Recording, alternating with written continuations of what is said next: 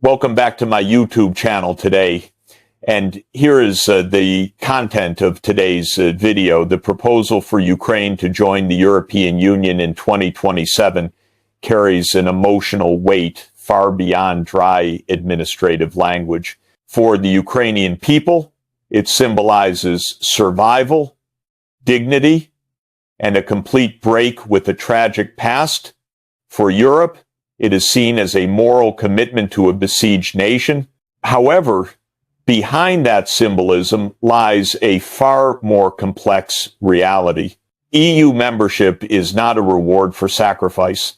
It is an institutional transition with geopolitical consequences that will last longer than the war itself. The European Union is not a military alliance. It does not offer collective defense guarantees equivalent to Article 5 of NATO. Instead, it offers something more demanding and in many ways more interventionist: full legal, economic, and regulatory integration into a supranational system built for peace, not war. Joining the EU means accepting thousands of binding rules governing markets, courts, budgets, competition, and governance. It's not merely an act of solidarity, it's a test of the state's capacity. For Brussels, Ukraine's accession is both an opportunity and a burden. Joining the EU would solidify Ukraine's position within the European legal order, easing the long-standing instability on the EU's eastern border.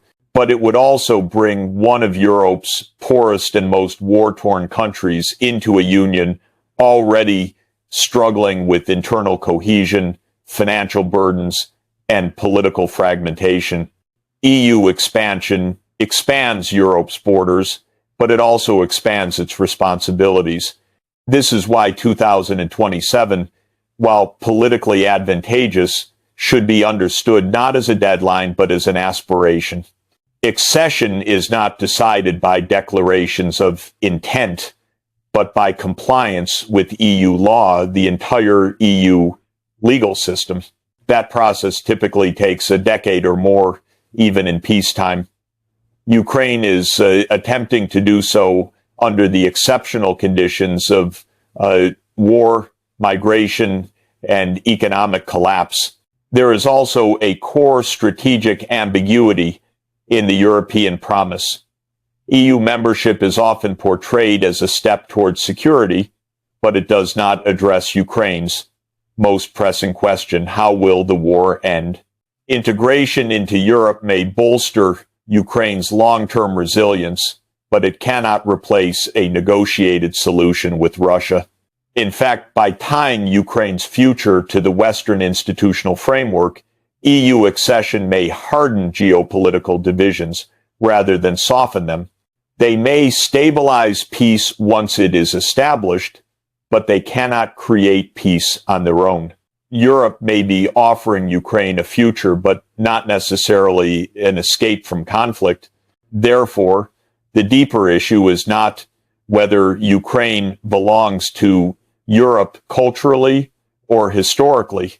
Rather, it is whether Europe is willing to integrate a country whose borders, security, and economic foundations remain contentious. EU membership is not merely a shield, it is a commitment to long-term convergence, discipline, and compromise. While 2027 is mentioned as a horizon of hope, it is important to remember that Europe's promise is not automatic protection, but a conditional transition. For Ukraine, the path to Europe is real, but it is not short and will inevitably involve painful trade-offs. Although joining the European Union is formally separate from membership in NATO, Ukraine's path to European integration is inseparable from Washington's strategic judgment and NATO's political consensus. In fact, no major step in Ukraine's integration into the Western institutional order has been taken without U.S. approval. This fact is not a matter of suspicion or conspiracy, it is structural. Security is fundamental to integration, and security in Europe remains based on American strength. For Ukraine, this presents a difficult and often frustrating challenge. The United States and NATO are not judging Ukraine's courage or moral pronouncements. Those have been proven at an extremely high cost. Instead, they are assessing its ability to govern under pressure. Can Ukraine function as a predictable, disciplined partner while fighting a war that strains every institution of state? The first demand is for governance reform, particularly in the enforcement of anti-corruption measures and judicial independence. These demands may sound technocratic, even unsuitable during wartime, but they are crucial to Western trust. NATO and the U.S. do not want to integrate a country where wartime emergency powers have become a permanent habit. The concern is not Ukraine's intentions, but its institutional weakness. Extraordinary power granted during a crisis could undermine democratic accountability once peace returns. Second is military discipline and interoperability. The Ukrainian armed forces have demonstrated extraordinary resilience, but NATO's approval depends on more than just battlefield performance. Civilian control over the military, clarity of command structure, and conformity to NATO operational standards are non-negotiable. Western support is based on the assumption that escalation will be controlled, not arbitrary. Allies want assurances that Ukraine's military strategy will not plunge them into an unwanted confrontation. Third and most sensitive is strategic alignment. Washington's priorities are shifting. The United States seeks stability, not constant escalation, risk containment, not endless war. Ukraine, understandably, seeks justice and territorial restoration. These goals are not the same. For Ukraine to move closer to EU integration with U.S. backing, it must demonstrate not only resolve, but also restraint, the ability to coordinate war objectives with the risk tolerance of its allies. This is where the gap between heroism and the art of statecraft becomes apparent. NATO's concern is not whether Ukraine deserves victory, but whether the pursuit of victory is compatible with the broader stability of the alliance. The escalation threatening direct conflict between NATO and Russia is a red line, no matter how sympathetic Ukraine's ideals may be. Great powers support allies conditionally, not emotionally. Therefore, the challenge for Ukraine is not moral legitimacy, but strategic credibility. Can it accept Western support without becoming a catalyst for a wider war? Can it reform its institutions while its very existence is threatened? Can it plan for peace while fighting for survival? These expectations place Ukraine in a seemingly impossible position. However, this is the reality of dependence within a hierarchical security order. Acceptance is achieved not only through sacrifice, but also through compliance with constraints imposed by stronger partners. Therefore, Ukraine's future in Europe depends not only on defeating Russia, but also on convincing Washington and NATO that Ukraine can be integrated without destabilizing the system it wishes to join. From Moscow's perspective, Ukraine's accession to the European Union will not be interpreted as a neutral economic choice or a benign institutional reform. It will be read as a strategic realignment, one that locks Ukraine irreversibly into the Western political and legal orbit. Even without formal NATO membership, EU accession carries geopolitical weight, and Russia understands this well. For decades, Russian strategy toward Ukraine has been shaped by a single overriding concern, preventing the consolidation of Western power on its immediate borders. While the Kremlin has repeatedly drawn a distinction between NATO and the EU in public rhetoric, this distinction has always been conditional.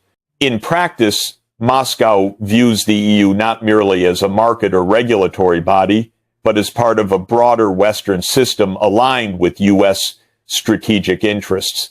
Ukraine's EU entry would therefore be perceived not as de-escalation, but as institutional closure, the final removal of Ukraine from Russia's sphere of influence. That perception matters more than legal nuance. In geopolitics, reactions are driven by interpretation, not intention. Russia's response is unlikely to be dramatic in the short term. Instead, it will likely be calibrated, asymmetric, and patient. Moscow has learned to operate under sanctions and political isolation. Its objective will not be to reverse Ukraine's accession directly, an unrealistic goal, but to shape the environment in which that accession unfolds. One likely response is the hardening of territorial realities. Russia may seek to entrench its control over contested regions, freezing the conflict rather than resolving it. A prolonged stalemate would complicate Ukraine's EU integration, burdening Europe with a permanent security liability on its eastern frontier. From Moscow's standpoint, unresolved conflict serves as leverage.